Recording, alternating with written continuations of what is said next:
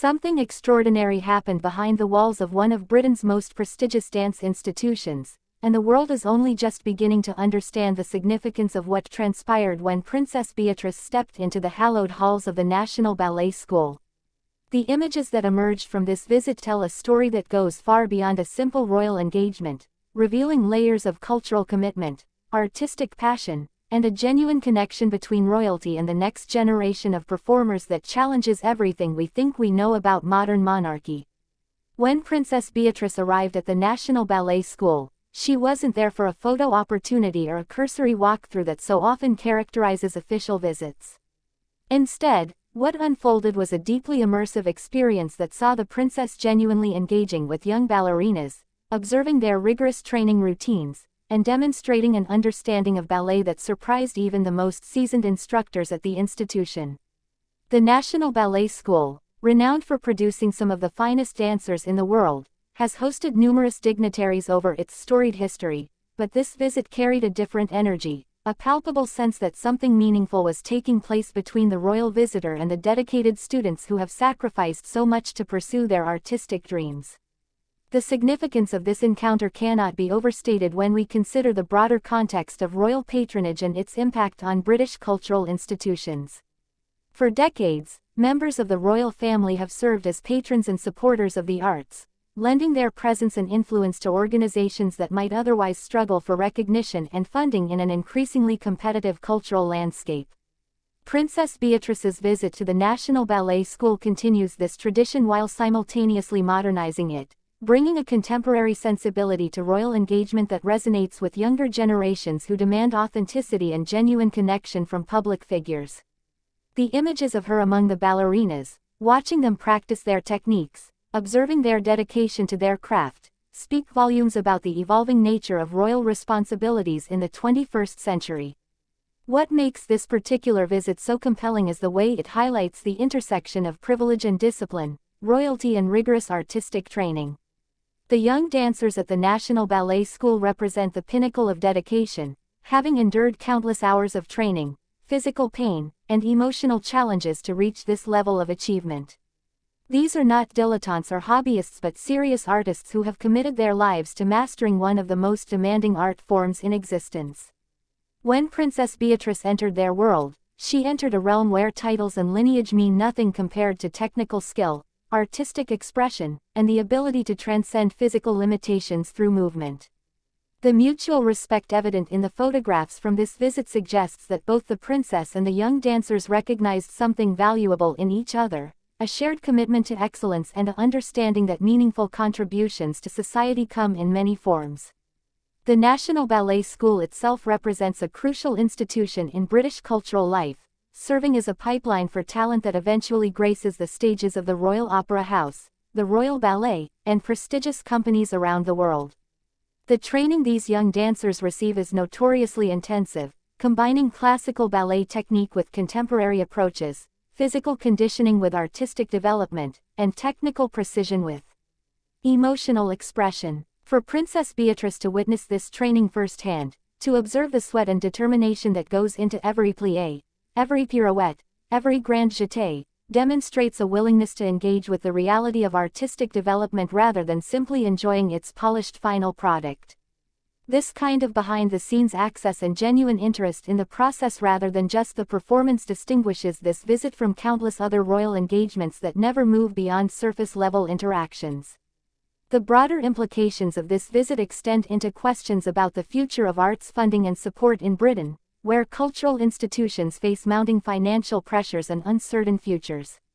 Royal patronage, while largely symbolic, carries tremendous weight in British society, drawing attention to causes and organizations that might otherwise remain invisible to the general public and potential donors.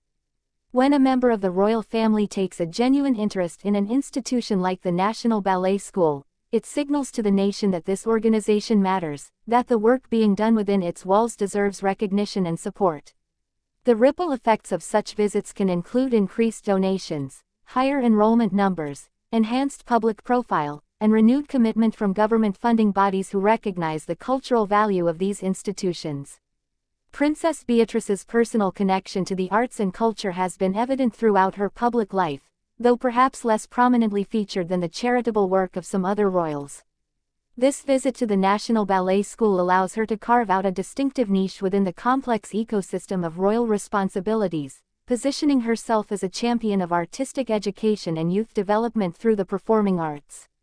In an era when the monarchy faces questions about its relevance and purpose, individual royals who develop authentic relationships with specific causes and demonstrate genuine expertise and commitment in those areas become increasingly valuable to the institution as a whole. Princess Beatrice's engagement with the ballet world represents exactly this kind of meaningful specialization, suggesting a long-term commitment rather than a one-time appearance. The young ballerinas who shared space with Princess Beatrice during this visit represent the future of British dance, and their interaction with royalty at this formative stage of their careers may well influence how they understand their own role in British cultural life. For these dancers, many of whom have sacrificed normal childhoods and adolescent experiences to pursue their artistic ambitions, the validation that comes from royal attention cannot be underestimated. It sends a powerful message that their sacrifices matter, that their art form holds value in contemporary society, and that their future contributions to British culture are anticipated and appreciated.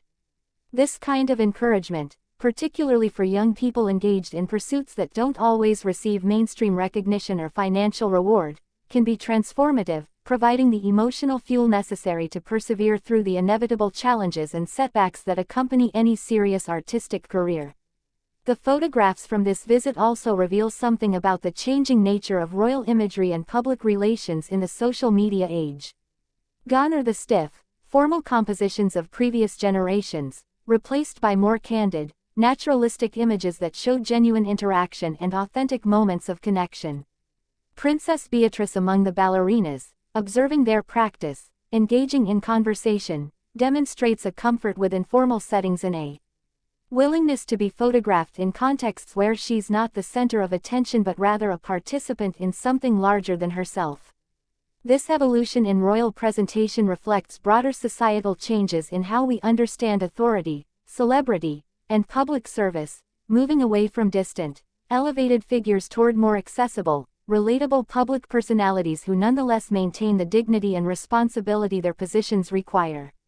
The National Ballet School's decision to host this royal visit also speaks to the institution's understanding of its own role in British society and its need to maintain high public profile in competitive times. By welcoming Princess Beatrice and facilitating genuine engagement between her and the students, the school demonstrates confidence in its programs and pride in its students' achievements.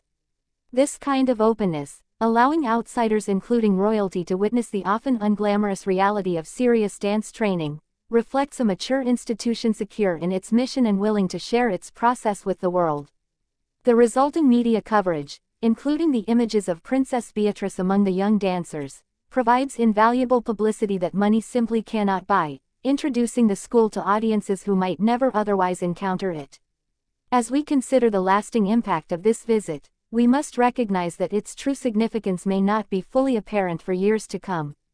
The young ballerinas who met Princess Beatrice will carry that memory throughout their careers, and some may eventually become stars of the international dance world, ambassadors for British culture on global stages.